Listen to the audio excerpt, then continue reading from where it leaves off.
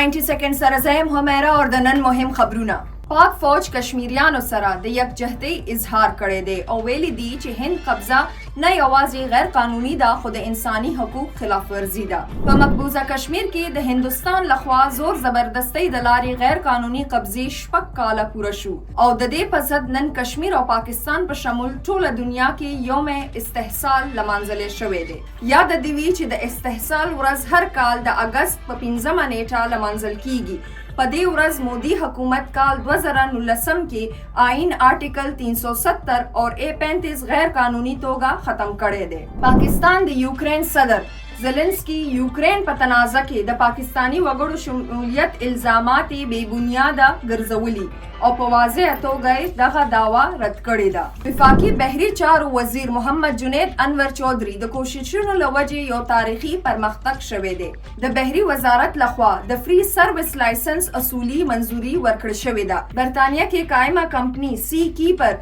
د دې فری سروس د لارې پاکستان ته د ایران او خلیجي ملکونو سره د سمندري سفر به ارزانه او اسانه شي د بلوچستان حکومت غربت خاتمي او مشاهده کوونکي قومي ادارې په مرستیا یو نوې منصوبې اعلان کړی دی چې د مدرسې طالب علمانو له دینی تعلیم سره عصري او فني تعلیم به هم ورکول کیږي